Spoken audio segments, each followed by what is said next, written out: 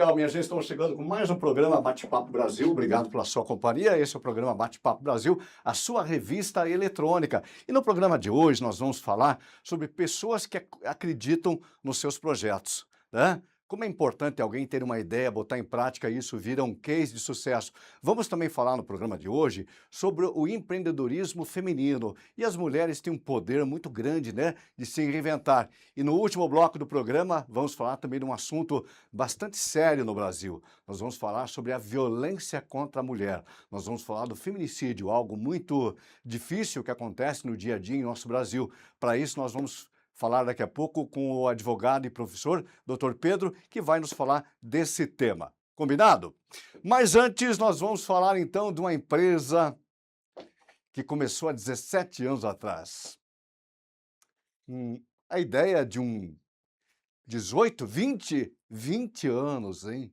20 anos atrás, uma empresa que começou a ser idealizada por um profissional. Ela começou lá na cidade de Colombo. E essa empresa hoje, ela está presente em todo o Brasil. Ela é uma franquia, é uma rede de clínicas médicas. E você, já teve alguma ideia e teve vontade de pôr no papel? Antônio Carlos Brasil, vem para cá. Tudo bem, meu camarada? Tudo. Obrigado pela... Bacana, viu? Brasil, eu estava pensando, eu já lhe conheço há muito tempo, hein, Brasil? Meu Deus do céu, 20 anos, né, Mário? 20 anos. 20 anos. E eu me lembro que há quase 20 anos atrás, eu estava passando lá pela cidade de Colombo, ainda na TV Transamérica, quando eu trabalhava. E eu olhei assim uma placa, Acesso à Saúde. Era o único escritório, Brasil. Isso mesmo. Como é que tudo começou? Como é que começou o Acesso à Saúde, Brasil? Essa saúde começou com uma história vinda de Deus, né? Sempre É. eu repito isso quando você faz uma pergunta. Porque é uma ideia simples, é algo que tomou um tamanho tão grande assim, né? Nós estamos mais de 16 estados, mais de 50 unidades espalhadas pelo Brasil, e também nós criamos um grupo empresarial, né? Não é só acesso à saúde. Por que na área de saúde você começou a empreender? Em razão de uma história que eu passei na minha vida familiar. O Olha falecimento só. da minha mãe por um erro médico. Puxa vida, hein? Isso, aos 18 anos de idade, e acho que isso ficou dentro de mim. E eu Você- tinha um sonho de trabalhar na área. Meu pai não deixou ser técnico de enfermagem, É, ele falou que eu tinha que ser técnico de administração, assim eu fiz o segundo grau do passado, né? é. E depois disso, quando já adulto e tudo mais, fui para esse lado. Olha E tive só. a oportunidade de trabalhar numa grande cooperativa, a maior cooperativa médica do estado do Paraná, aqui em Curitiba, a Unimed. Pegou E assim expertise. começou a história na área da saúde. Bacana isso, hein? Hoje, o Acesso à Saúde está presente em, acho que todo o território nacional, Nós somos 16 estados, 16 estados. 50 unidades. O que é sucesso para você? O que é sucesso para mim? Sucesso para mim é a oportunidade de você fazer aquilo que você gosta, ajudando as pessoas, o próximo. Acho que o acesso, em razão do que aconteceu na minha vida, Deus me deu a oportunidade de fazer na vida dos outros. Quando você faz bem feito e gosta do que faz, a tendência é Claro. a coisa prosperar? É aquela questão de sempre fazer o melhor, né? É. A semana passada eu tive um talk lá em Cascavel, muito bacana lá. Também foi outro lançamento do livro, né? A gente teve a oportunidade de lançar o livro aqui em Curitiba e lá em Cascavel. E nesse talk eu comentei uma coisa interessante, de que o melhor que você faz, partindo da Bíblia, né, você faz para Deus. Imagine você fazer algo para Deus, tem que ser o melhor. Então, porque ele fala assim, o que você fizer para o próximo, faça para mim, está fazendo para mim. Bacana. Ou seja, é o melhor, né? Um pensamento muito interessante, né? Muito inteligente, né? Isso, e saúde é isso, né? Porque hoje eu estava conversando com o empresário, eu falei, sabe quem é meu cliente? Meu cliente é aquela pessoa que está doente, está estressada, não quer gastar aquilo, né? Porque ela não está preparada para aquilo. E a gente acolhe e cuida dela. Então isso tem um diferencial, né? E falar de saúde pública no Brasil é algo muito complicado, né? É difícil. Eu acho que o Estado não consegue suprir a demanda de tanta gente precisando diariamente de atendimento. Aí que entra empresas como a sua? Sim, acho que nesse ato. Porque o Brasil, com 200 e poucos milhões de habitantes, a gente viu pela pandemia, né, Mário? Sim. A pandemia foi um retrato da saúde pública, né? E olha o tamanho do nosso país. Não tem como atingir Não tem como, isso. né? Então, as pessoas que têm um pouco mais de condição, elas buscam fazer Como é que aconteceu a transição ou essa capilarização do acesso à saúde, que começou como rede de clínicas médicas e se tornou hoje uma franquia? Primeiro que ela nasceu, né, as pessoas perguntam: "Ai, mas você tinha idealizado isso?" Não. Idealizado a primeira unidade do É, acesso. Depois a primeira deu certo e a pessoa falou assim: "Poxa, por que você não expande isso?" Cria um modelo de franquia, né, porque você aham, pode crescer de 2 formas, ou no modelo de franquia, ou aham. com capital próprio, criando filiais e tudo mais, e nós escolhemos o modelo de franquia. Mas eu acho engraçado, né, Brasil? Engraçado não. Algo que tem que ser estudado. Que franquia é algo que você tem que olhar, não é toda franquia dá certo, né, Brasil? E ainda mais num país como o nosso, que cada região do país sente, quer, gosta de maneira diferente, e você montar um modelo que dê certo em todo o país, olha, Brasil, não é fácil, E hein, sabe cara? qual é a diferença, né? Como nós temos unidade em Balneário Camboriú, É, né, a Miami brasileira, Miami e brasileiro. nós temos unidade lá em Manaus, Pois é. 2 extremos E aí, diferentes de como é que faz população. para manter esse padrão de qualidade? Franquia tem uma coisa básica, É, né? Para você ter uma franquia, você tem que seguir padrão, como você falou, aham. né? Tem que ter uma regra e tem que estabelecer os modelos dela, né? E do como ela opera. E tem que cumprir isso. Se você não está disposto a cumprir, né, um padrão, você não pode ter franquia. Para você que ainda não teve a oportunidade de conhecer o Acesso à Saúde, eu vou lhe contar porque eu tenho o prazer de falar dessa empresa, porque eu conheço, que é do meu amigo Antônio Carlos Brasil, e é uma rede de clínicas médicas que começou aqui na cidade de Colombo, né? Que é a Claro. região, Curitiba, né? Basicamente aqui do lado. E é uma rede de clínicas médicas onde a pessoa não precisa ter um plano de saúde. Você paga pelaquilo que usa, seja consulta médica, exame. É para toda a família, né, Brasil? Em resumo, é saúde particular acessível Para toda a família. para toda a Não família. tem Não, não, carência. não, não. Vocês tinham uma época lançado um cartão, Sim. cartão de Ele todos. é um cartão de multibenefício, chama-se Ok, cartão acesso à saúde. bacana. Porque ele tem não só, ele dá descontos dentro da clínica, como ele tem Ah. outros serviços, né, como telemedicina, telenutrição e tantos outros. Brasil, nem tudo são flores. Qual é o maior desafio do empreendedor? Abri o programa dizendo que tem pessoas que têm uma ideia, mas a minha avó dizia, acaba batumando a ideia. E uma ideia morre com a pessoa. Qual é o segredo para a ideia que você tenha ser colocada em prática e para isso prosperar? E como nem tudo são flores, qual é a maior dificuldade para o empreendedor? Essa é a pergunta de US$ 1 milhão.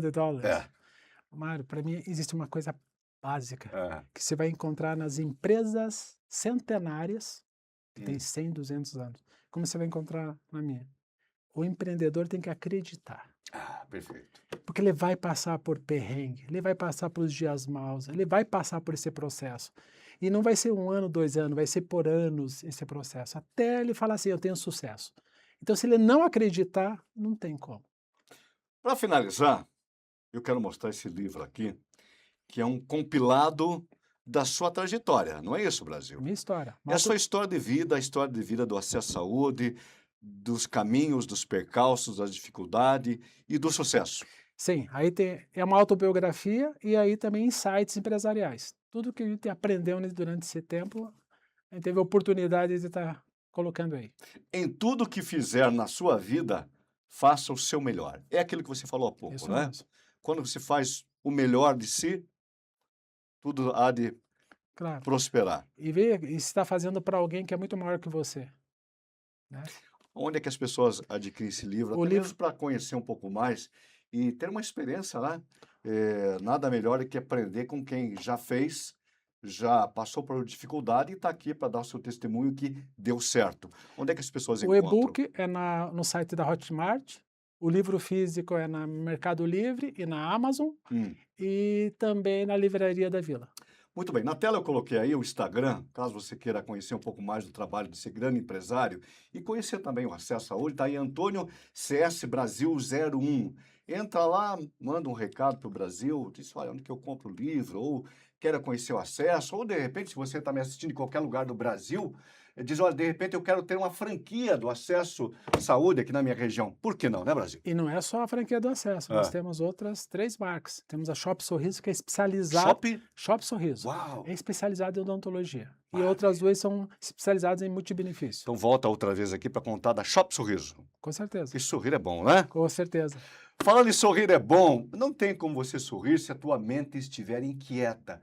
Concorda comigo? Para você vencer na vida, empreender, colocar os seus projetos em dia, aqui, ó, aqui tem que estar bem. Se aqui não está bem, nada vai bem. Então acompanhe comigo esse quadro que é muito importante, que é uma lição de vida. É o quadro Mente em Equilíbrio. É um quadro apresentado pela psicóloga clínica, doutora Bernadette Lauter. Acompanhe comigo, vinheta na tela. Olá, eu sou Bernadette Lauter e este é o Mente em Equilíbrio. Sabe aquele momento na vida em que tudo muda? A rotina muda, as pessoas mudam, os planos mudam, mas tem uma mudança que é mais silenciosa. É aquela em que você muda. E de repente você olha para si mesmo e já não se reconhece mais. Você está passando por um momento assim? Hoje no Mente em Equilíbrio vamos falar exatamente sobre isso.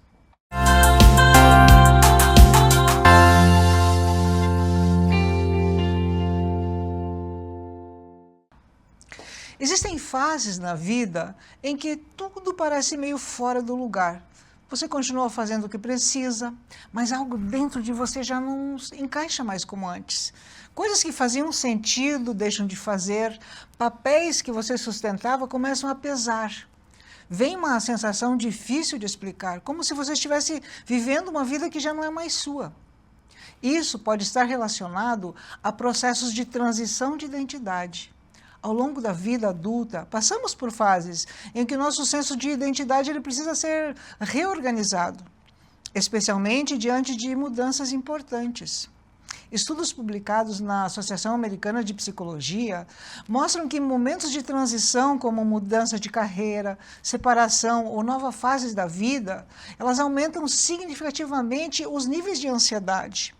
Justamente porque exige uma reconstrução interna. Ou seja, não é só uma sensação, é um processo psicológico real. Porque durante muito tempo você construiu quem você era como base naquilo que você precisava ser. Ou seja, forte, responsável, disponível. Mas chega um momento em que essa versão começa a não dar mais conta de quem você se tornou. E aí vem o conflito entre quem você foi e quem você está se tornando. E talvez o mais angustiante nisso tudo não seja a mudança, mas seja não saber ainda quem você é agora. Mas existe algo importante aqui.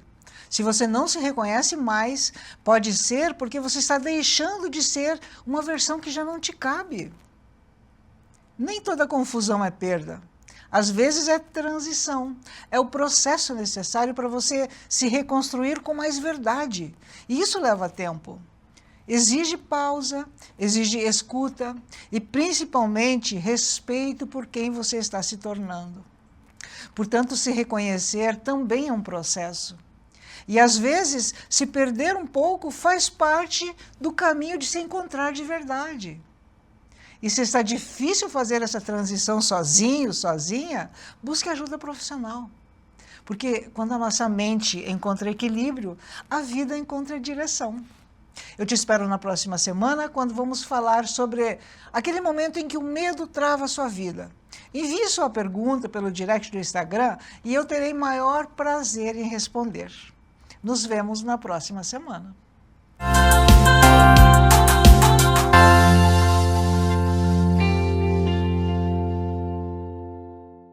Muito bem, gente. Então vou chamar um intervalo comercial e em um minutinho nós estamos de volta.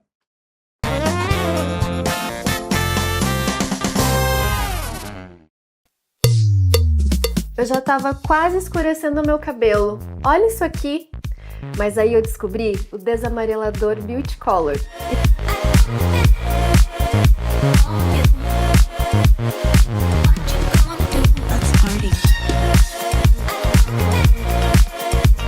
Olha isso, meu loiro tá perfeito. E isso tudo em apenas 10 minutos. Eu tô apaixonada. Melhor, só existe uma. E a melhor EAD do Brasil é a Uninter. Há quase 30 anos, investimos como ninguém em educação à distância. Com laboratórios reais para aulas práticas de verdade. E uma inovadora plataforma digital para interação direta dos professores com os alunos. Muita gente fala, Mas só a Uninter prova. A melhor EAD do Brasil é a Uninter.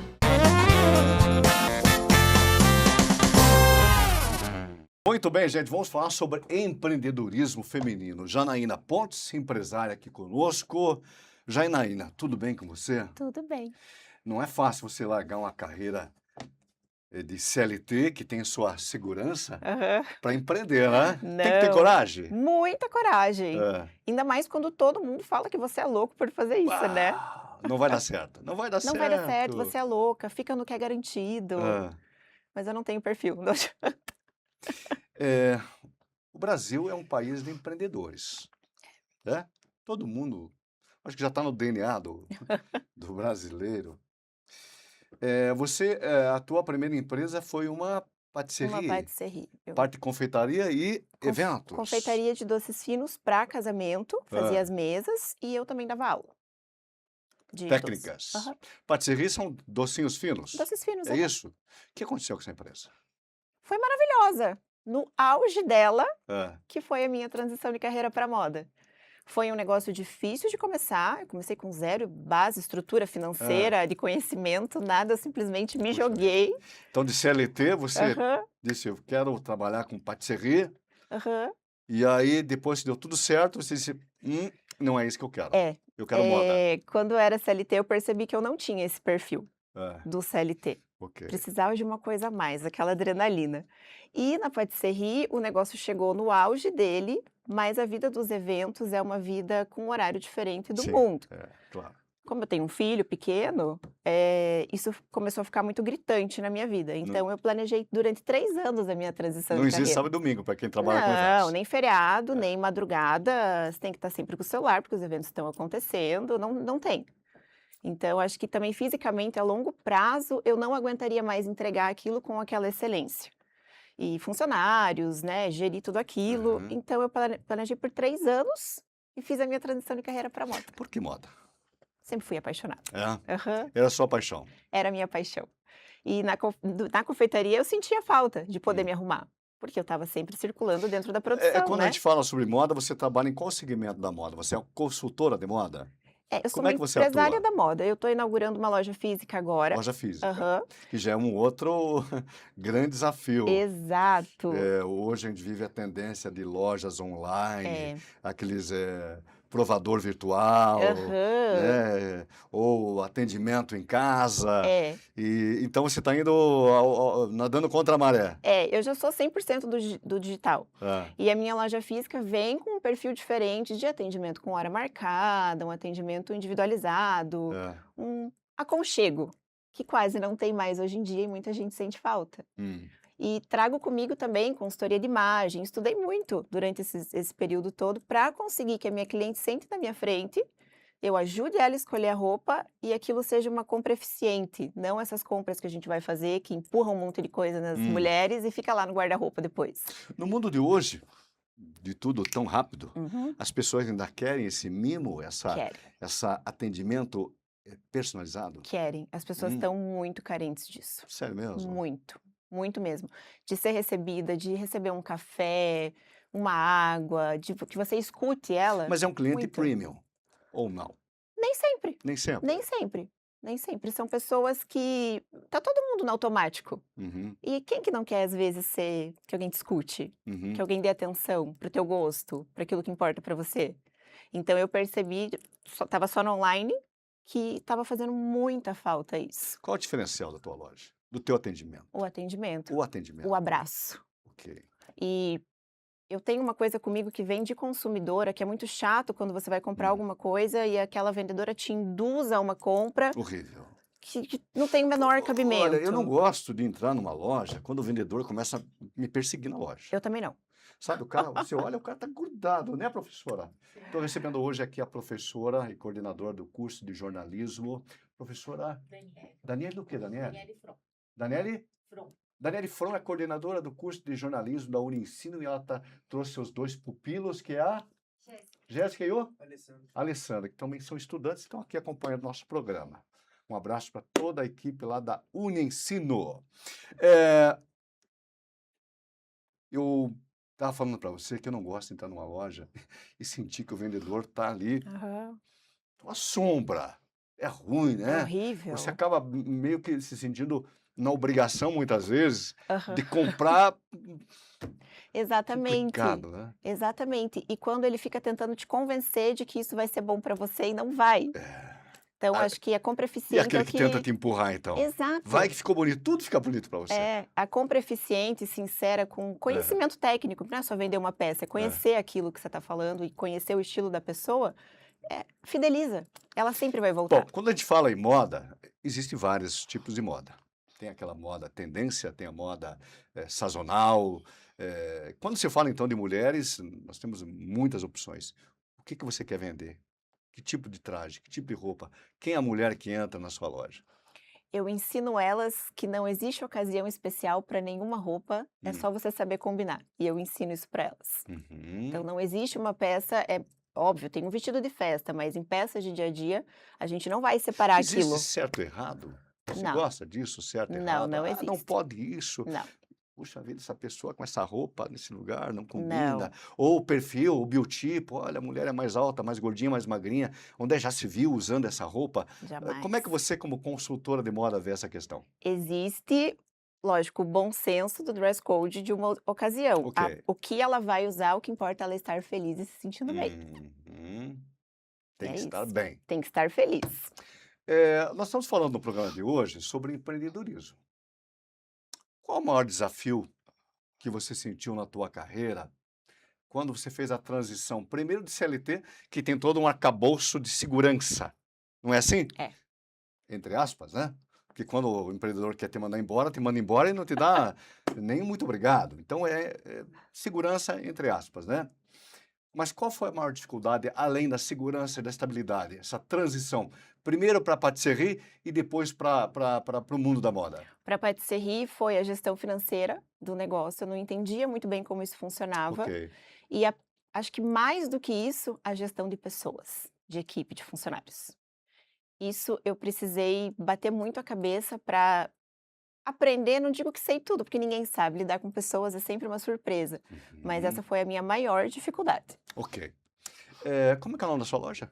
Bento Brand. Bento? Bento Brand, Onde é que fica? na Padre Anchieta. João, vamos colocar na tela o Instagram aqui da loja. Qual é o teu Instagram? Não, eu coloquei então o seu pessoal, Janaína Pontes. Isso. Então, se você quer conhecer o trabalho de transição de carreira e quer conhecer sobre a Bento Brands, você vai entrar aí no Instagram da Janaína Pontes e vai dizer, Janaína, eu gostei desse atendimento personalizado, quero conhecer o trabalho, né, de consultoria. Fala com essa moça aqui.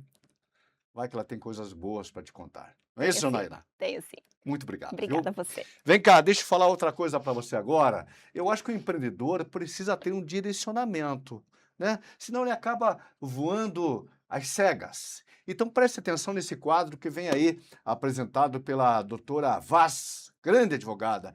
É o quadro Visão da Águia, com dicas muito importantes para você, empreendedor, voar alto e sem medo. Vinheta na tela.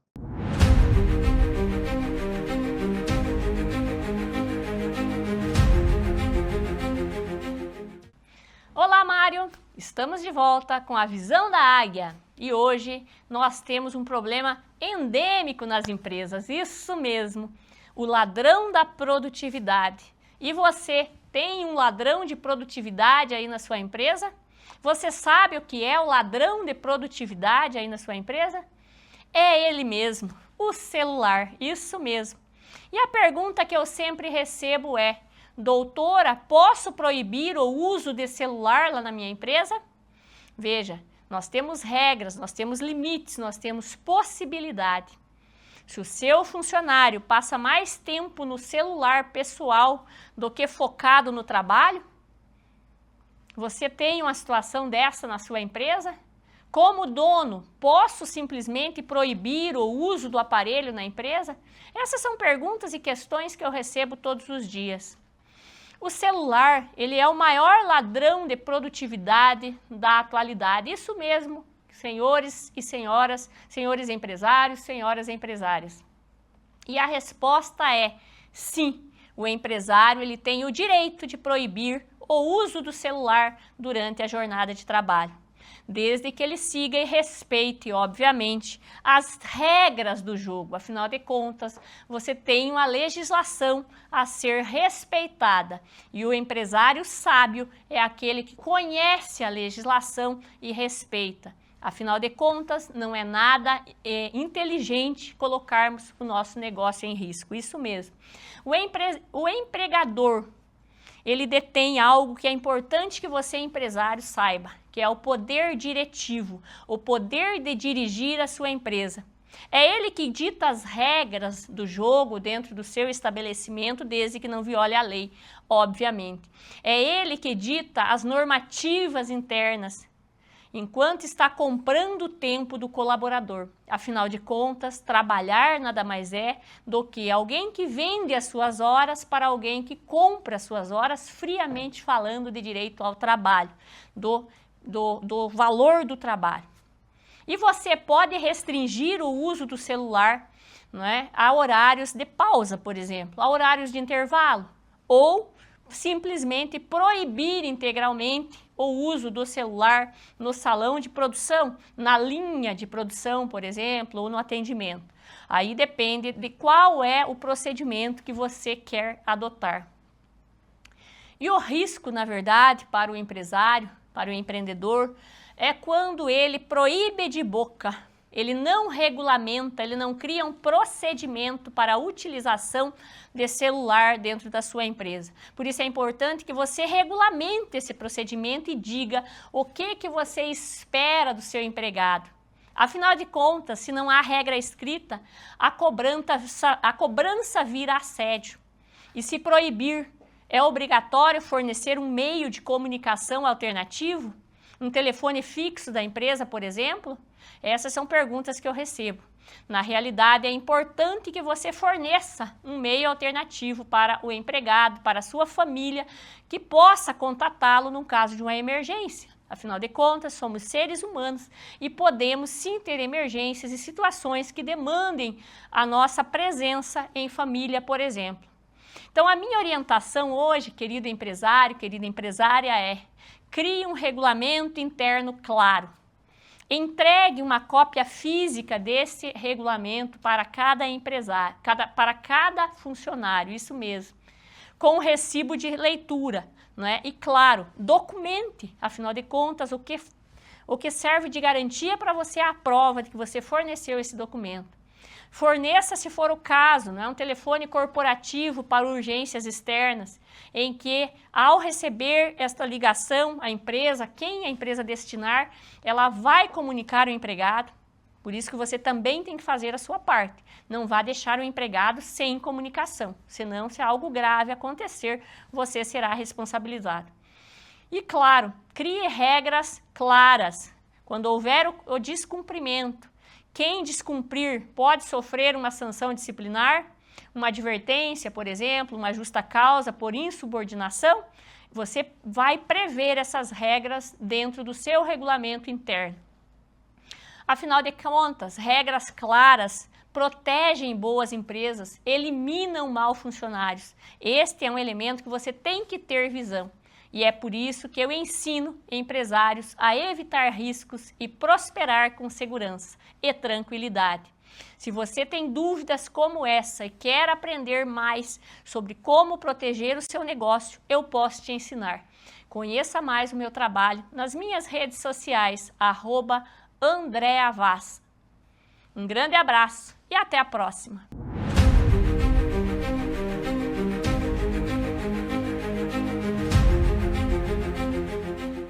Muito bem, gente. Olha, não sai daí que depois do intervalo comercial nós vamos falar de um assunto muito sério, muito complicado, muito triste que acontece em nosso país. A violência contra a mulher, o feminicídio. Você sabe o que é o feminicídio? Como denunciar? E por que tantos números alarmantes de agressões físicas à mulher? Depois do intervalo comercial. Em 1 minuto nós estamos de volta.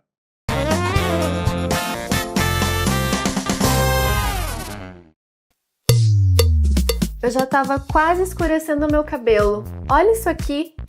Mas aí eu descobri o desamarelador Beauty Color.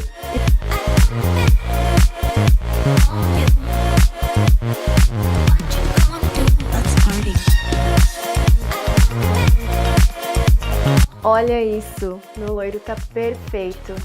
E isso tudo em apenas 10 minutos. Eu tô apaixonada. Melhor, só existe uma. E a melhor EAD do Brasil é a Uninter. Há quase 30 anos, investimos como ninguém em educação à distância.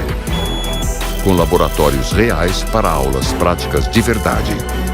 E uma inovadora plataforma digital para interação direta dos professores com os alunos.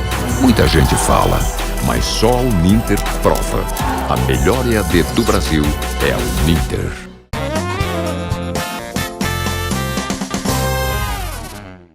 Muito bem, gente. O programa Bate-Papo Brasil está de volta e agora vamos falar de um assunto muito sério que acontece, infelizmente, no nosso Brasil, que é a agressão física contra as mulheres, o feminicídio, dados alarmantes, algo que só cresce. E olha que nós temos boas leis. Mas por que esses índices só crescem? Para falar desse tema, nós convidamos o Dr. Pedro, ele que é advogado, professor universitário. Dr. Pedro, seja bem-vindo. Muito obrigado, Mário. Professor Pedro. Satisfação. E eu tenho a honra porque já foi meu professor de Direito, né? No Verdade. primeiro e segundo período. Professor, então, quanta honra.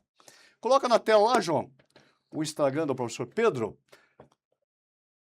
Professor Pedro de Oliveira. Dados alarmantes no Brasil quando a gente fala sobre agressão e crimes contra a mulher. E eu abri o programa dizendo que nós temos boas leis. Por que esses índices, pelo menos, eles não demonstram baixarem? Ou eu estou enganado, professor Pedro? Mário, boa tarde. É uma satisfação muito grande estar aqui.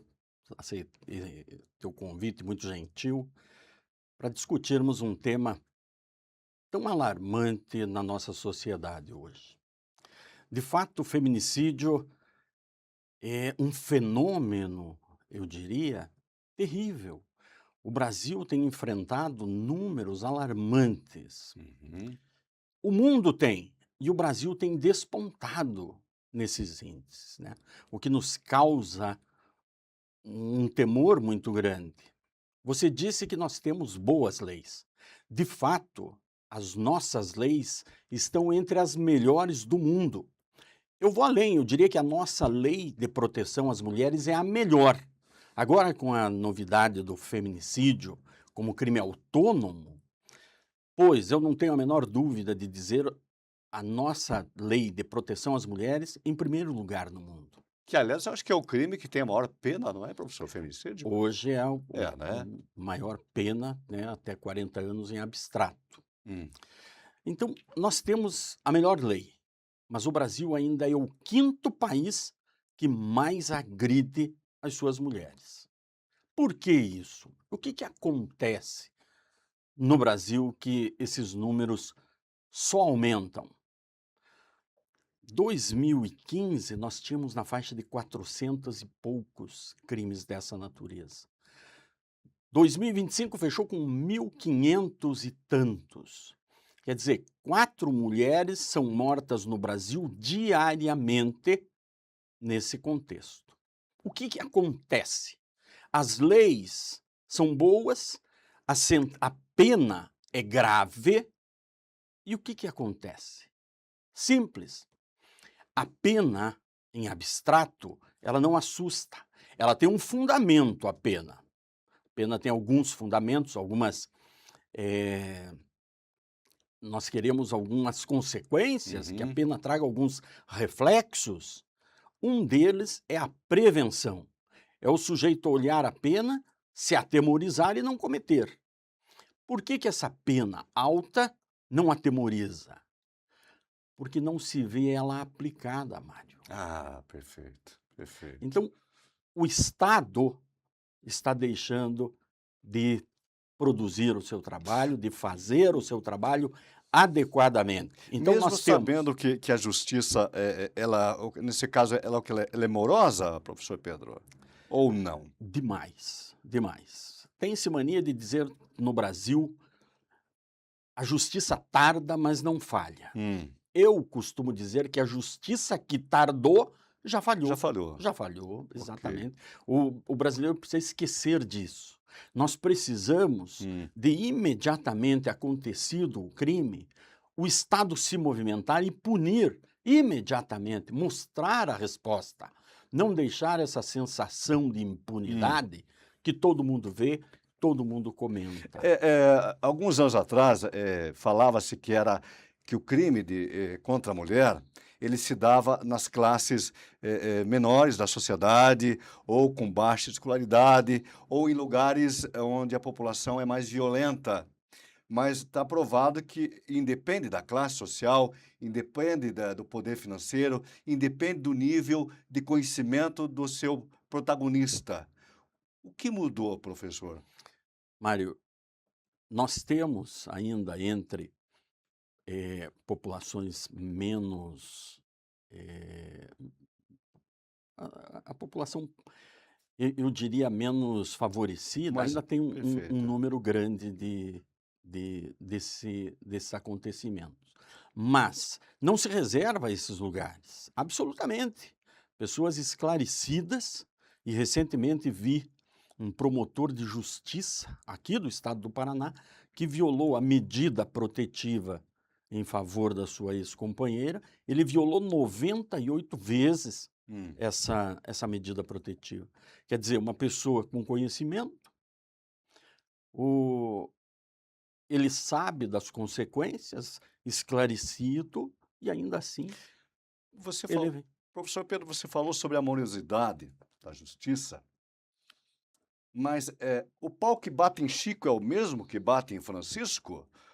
Aquele cidadão de baixo poder financeiro, com pouca escolaridade, que venha cometer o crime de feminicídio, ele vai preso. Será que um profissional de alto gabarito, ou um empresário, um médico, advogado, alguém da alta sociedade que venha cometer o mesmo crime, ele vai ter o mesmo tratamento? Mário, tem. Hoje nós temos a Defensoria Pública no Paraná, que atua muito bem. Temos os advogados dativos, que são nomeados pelos juízes, que atuam também muito bem. O que acontece é que determinadas pessoas chamam mais a atenção da mídia do que outras. Mas a lei é igual para todos. A diferença é que uns podem financeiramente contratar melhores, eu não diria melhores advogados, mas advogados renomados, né? E outros não. Mas a lei é igual para todos e vem sendo praticada, mal praticada, infelizmente. Doutor Pedro, vamos entender um pouquinho mais o que é o feminicídio. É o crime cometido contra qualquer mulher ou não? Não. O feminicídio é um crime contra a mulher em razão do gênero feminino. A grande maioria tem acontecido no âmbito doméstico. Quer dizer, o lar, o lugar que era para ser o reduto, o lugar de acolhimento, é o lugar que está oferecendo violência e nenhum tipo de proteção para as nossas mulheres. Então, é gênero. Tem acontecido muito no âmbito doméstico, mas pode acontecer também fora do âmbito doméstico. Basta que se encontre aí o desprezo pela mulher, o gênero mulher. Nós vamos estar diante de um feminicídio, que hoje é crime autônomo, né? Nós tínhamos ele no Código Penal, no artigo 121, como uma qualificadora. Hoje ele é um tipo autônomo. E é interessante, Mário, se você me permitir, que ele venha a ser um tipo autônomo, continua sendo crime, continua sendo um crime hediondo, agora com uma pena muito maior do que era. O problema é que nós não vemos esta pena aplicada. Não víamos ela aplicada quando estava no 121 e eu tenho certeza vai acontecer a mesma coisa agora. Então eu pergunto, por que o legislador fez isso? Por que ele trocou? Aumentou a pena, tirou do 121. O 121, antes da lei Maria da Penha, ou se falar em feminicídio, o 121 tinha por obrigação proteger todas as pessoas. Todas as pessoas, qualquer uma, a mulher no âmbito doméstico ou em razão do seu gênero. O legislador, percebendo que a mulher precisava de uma maior proteção, trouxe uma lei autônoma. Só que não basta isso. Nós precisamos ter a lei em abstrato, mas precisamos vê-la acontecer. Precisamos ver as punições acontecerem, os processos caminharem. E o Estado, infelizmente, tem pecado nesse aspecto. Doutor Pedro, a gente acompanha que muitas vezes essas mulheres que se tornam vítimas, elas já ingressaram ou já haviam ingressado com medida protetiva. Mas isso não impediu o autor de cometer o ato criminoso. Como é que a justiça vê essa questão? Olha, a intenção é evitar a morte. Então, se você pega uma pena e coloca de 40 anos, 50, 60, 120, a prevenção que esta pena deveria causar não acontece por falta de efetividade. Então, não adianta aumentar a pena. Nós precisamos de dispositivos que evitem a morte. Não punir depois da morte. Precisa, mas não é pensar só nisso. Nós temos que evitar. Mas essa medida protetiva não é uma tentativa de evitar? Medida protetiva. A intenção é que ela proteja. Acontece que a cultura machista que o homem tem de posse, de domínio, as medidas protetivas não são suficientes para barrar esta sensação que ele tem de poder, de posse. É cultural isso. Você foi no ponto-chave. Nós precisamos continuar combatendo, de um lado, reprimindo essas agressões, mas, por outro lado, precisamos de programas de conscientização, de educação dos nossos jovens, porque os nossos jovens estão vindo com essa mesma mentalidade e isso não para de crescer. Então, só reprimir e reprimir mal não vai adiantar. Onde começaria esse ensino, essa tentativa de mudança de paradigma? Aonde que se iniciaria, professor Pedro? Sem dúvida nenhuma, é a família. A família. É a família, né? É o ponto base de tudo. Não é por menos que a Constituição diz, no seu artigo 226, que a família é base da sociedade. Base da sociedade. Então, precisaria que as nossas crianças sejam melhor educadas, melhor acolhidas, orientadas. E com bons exemplos. Com bons exemplos. Eu estou conversando hoje aqui sobre feminicídio com o Dr. Pedro de Oliveira, ele que é advogado criminalista, muitos anos de expertise nessa matéria e também professor universitário. Para a gente encerrar, doutor Pedro, como que nós podemos denunciar? É possível? É importante? Devemos denunciar? Mário, é importantíssimo. O silêncio mata. Aquela máxima de briga de marido e mulher não se mete a colher, isso precisa ser riscado desse costume brasileiro. É preciso, sim. É preciso denunciar, é preciso mostrar à sociedade que nós todos, temos uma obrigação com esse fenômeno tão triste que nós estamos enfrentando. Nós temos o número 180, o Ligue 180, é um número federal que dá orientações, formas de proteção para a mulher e tudo mais. Pode ligar e denunciar. Casos de urgência, 190. Tá certo. Temos ainda em Curitiba a Casa da Mulher Brasileira.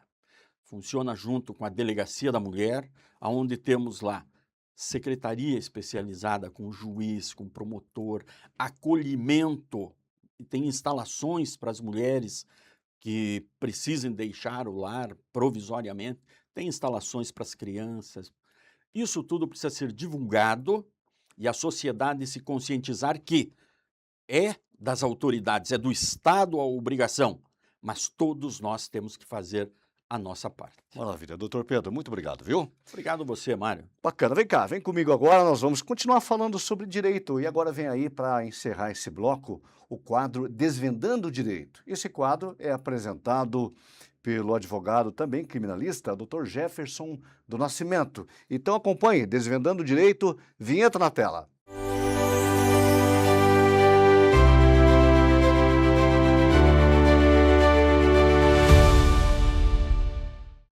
Mário, espero que você esteja bem, porque eu estou maravilhosamente bem. Nosso terceiro programa, Desvendando o Direito.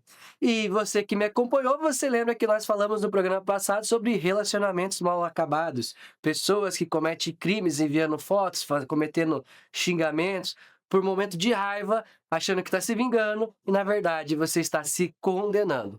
Hoje nós vamos falar sobre mais um crime praticado com a utilização do WhatsApp. Mas deixa eu te falar uma coisa.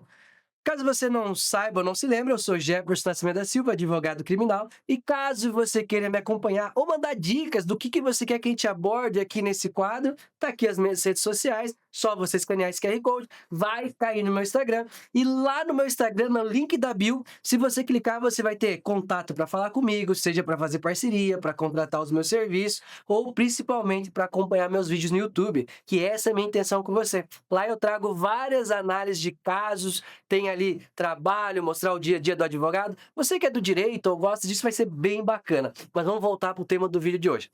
Pensa na situação. Você está tranquilo com o seu celular na sua mão e de repente, plim! Uma mensagem. Você vai ver uma foto, um nude, que você não pediu. Presta atenção. Mandar um nude para alguém que não pediu é crime. Se chama importunação sexual. É muito pior que o assédio sexual, que é uma pena de 2 anos. Aqui, você pode ter uma pena de até 5 anos de cana, meu amigo. Ou minha amiga, né? Vai saber. E olha só. Isso aqui é uma ação pública incondicionada. O que isso quer dizer? Os processos, quem faz a denúncia é o Ministério Público. Olha só. Vou até explicar isso aqui para vocês. Como funciona o processo? Um delegado investiga, ele pega todas as provas que ele investigou, entrega na mão do Ministério Público e ele oferece uma denúncia. E aí oferece uma denúncia, apresenta sua defesa, vai ter uma audiência e o juiz dá uma sentença, correto? Alguns crimes, como vamos falar dos crimes sexuais, a vítima tem que ir lá e dizer que ela quer que aquela pessoa seja processada. Por exemplo, não tem como você processar alguém por um crime sexual se teve a anuência da pessoa, ou seja, a relação foi consentida. Ou seja, a pessoa tem que ir lá e dizer que você abusou dela, o famoso estupro. E aqui, nesse caso da importunação, não precisa a pessoa ir lá dizer para o Ministério Público manifestar, te processar. Basta o Ministério Público tomar conhecimento de que você enviou uma foto e a pessoa não pediu. E você já vai ser processado e pode ficar até 5 anos atrás das grades. E não adianta você falar assim, eu achei que ela queria foto, achei que ele queria quem? Vamos no caso de mulher, né? Como é que ele não quer ver uns peitos, umas bundas? Como é que o cara não quer ver? Isso pode parecer grosseiro, mas é realidade. Às vezes a mulher pensa assim, é homem, não dá nada, vou mandar para provocar. Não existe isso. Você tem que perguntar, porque se a pessoa se sentir violada, é um crime. E deixa eu te falar uma coisa aqui. Tem muitos advogados que vão até dizer que uma foto só não dá nada. Mas olha só, existem julgados nos nossos tribunais que diz que uma foto só, se a pessoa se sentiu violada, já é sim crime. E olha só, mesmo que você talvez não seja preso, se você ser processado, você pode acabar tendo que pagar uma indenização. E não é barato. E ainda ter que investir num advogado para sua defesa. Então pensa bem. Antes de você enviar alguma foto para alguém, respira, pergunta, tenha uma intimidade. Mas já pensou? Você acha que vai conquistar a pessoa e conquista a sua prisão? Outra situação também que é um pouco comum e incomoda muito é a questão do ônibus lotado. Eu já andei muito de ônibus, assim, boa parte da minha vida, na faculdade, graças a Deus, vou falar a verdade, graças a Deus hoje eu não preciso mais andar, mas aqui em Curitiba tem um biarticulado, Pinheirinho, que é lotado, a gente chamava de lata de sardinha.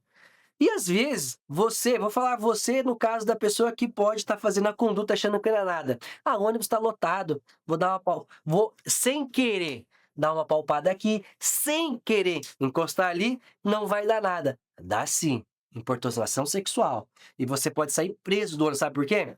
Se a pessoa que você está ali incomodando, importunando, chegar e gritar para as pessoas, o Código Penal autoriza que qualquer pessoa pode prender em flagrante. Então, isso pode te conduzir ali e chamar a polícia e você sair preso. Indo para a parte final do nosso bloco hoje, quem aí gosta de meme? Gosta de meme, Marcos? Eu gosto de meme. Nossa, eu dou muita risada com meme. Só que a gente tem que entender o que é meme e o que é ofensa. Olha só, eu no meu Instagram eu tenho uma visão diferente. Eu estava dizendo que eu fiz a análise do caso do Pedro do BBB e eu fui na contramão de todo mundo. Eu expliquei que ali no caso dele tinha uma excludente de ilicitude. Vai lá no YouTube, vai no meu Instagram, você vai achar esse vídeo. Porque a internet não é terra de ninguém. A liberdade de expressão existe e tem que ser garantida, mas ela acaba quando você atinge a honra de alguém. Então pensa bem, você vê lá alguém fazendo um vídeo, você vai lá, comenta alguma coisa absurda, pode ser crime. Jeff, você não estava falando de meme? Sim, exatamente. Vamos dizer que você não gosta de alguém e você cria um meme. Só que nesse meme você ridiculariza a pessoa, você tira sarro ou você ofende. Veja bem, eu sei que existe aquele ditado, "The zoeira never ends", mas assim, a zoeira tem limite sim, quando você ofende ou humilha alguém. Se a pessoa se sentir ofendida e dá para ter clareza que você quis ofender, é crime. Ou seja, o juiz não tá nem aí se na hora que você estava escrevendo, desenhando, estava dando risada. Ele quer saber se a sua conduta ofendeu aquela pessoa. E aí, cadeia. Veja, 3 semanas, 7 crimes. Mas isso é só a ponta do iceberg. Na semana que vem eu vou trazer para você condutas que você tem dentro da sua casa e acha comum e não é. Já sabe, né? Pra quem não sabe, pra quem não se lembra, meu nome é Jefferson Nascimento da Silva, sou advogado criminal e se você quiser me encontrar, me acompanhar, tá aqui as minhas redes sociais. Mário, um grande abraço e tá aí com você de volta do estúdio.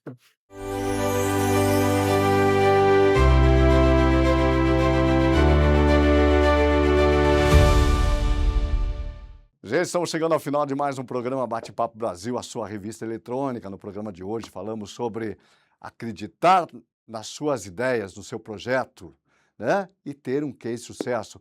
Falamos sobre empreendedorismo feminino, falamos também sobre a violência contra a mulher e também os nossos quadros com muito conteúdo para você. O programa Bate-Papo Brasil fica por aqui. Obrigado a todos e até um próximo programa. Tchau, tchau, gente. Obrigado.